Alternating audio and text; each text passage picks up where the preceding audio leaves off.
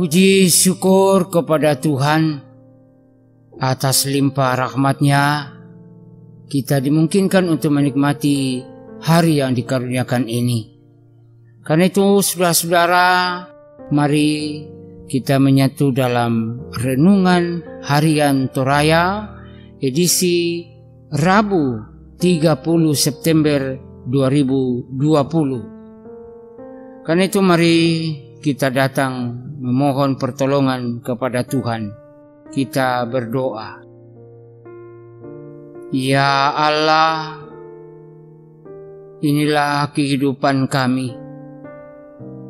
Kami datang dengan penuh kerendahan hati, memohon kuasa Roh Kudus-Mu untuk memampukan kami menghayati kebenaran firman-Mu.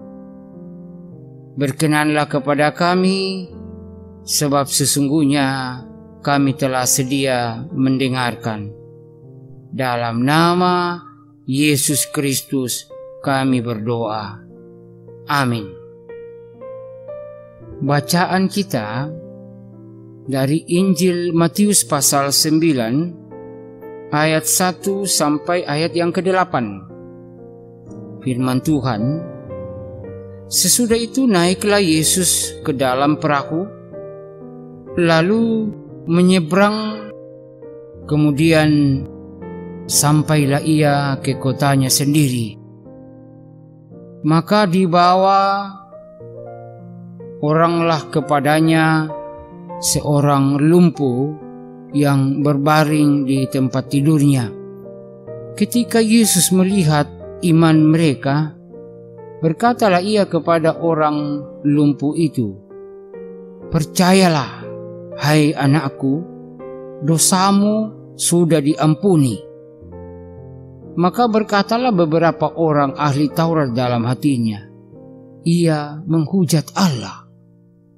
Tetapi Yesus mengetahui pikiran mereka, lalu berkata, "Mengapa kamu memikirkan hal-hal yang jahat di dalam hatimu? Manakah lebih mudah mengatakan dosamu sudah diampuni, atau mengatakan bangunlah dan berjalanlah?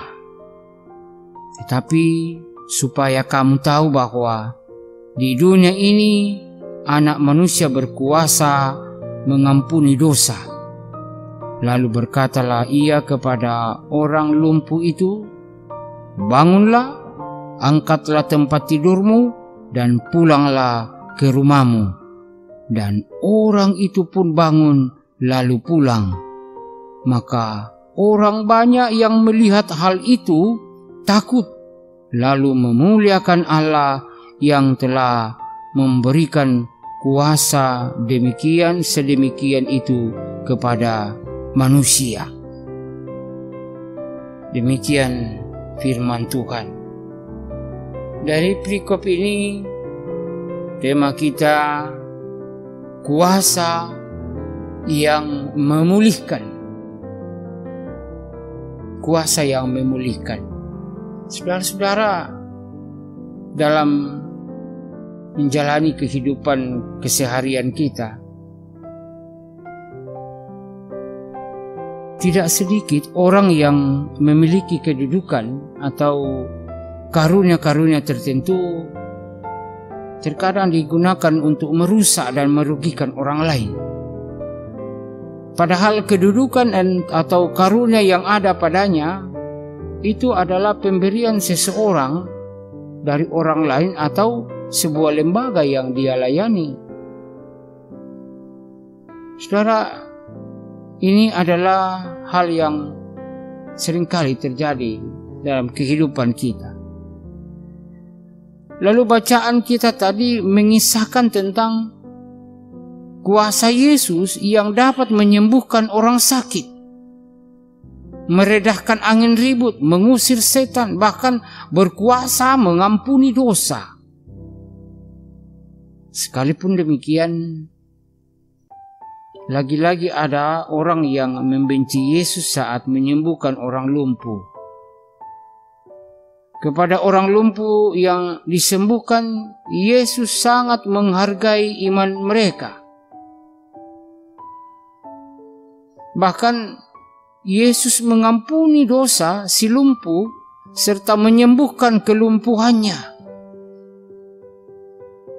Tapi sikap para ahli Taurat dan imam-imam saat Yesus melakukan penyembuhan itu, mereka cemburu. Mereka cemburu karena saat itu Yesus dapat membuktikan dirinya bahwa Dia adalah anak Allah yang mengetahui pikiran para ahli Taurat. Dan kepada orang banyak yang menyaksikan karyanya, Yesus membuka pikiran dan hati mereka sehingga mereka memuliakan Tuhan. Nah, pertanyaan yang perlu direnungkan adalah, pernahkah kita menerima omelan atau rasa benci dari seseorang ketika kita melakukan hal yang dianggap benar atau baik? Mungkin kita pernah. Jika pernah, maka melalui bacaan kali ini kita diingatkan bahwa ketika Yesus melakukan penyembuhan, Dia tak putus asa dan tidak berhenti melakukan kebenaran. Sekalipun ada sejumlah orang Farisi yang merasa tidak nyaman dengan kehadiran Yesus. Karena itu saudara-saudara, jika kita memiliki karunia atau talenta atau jabatan yang dapat digunakan untuk menolong orang lain,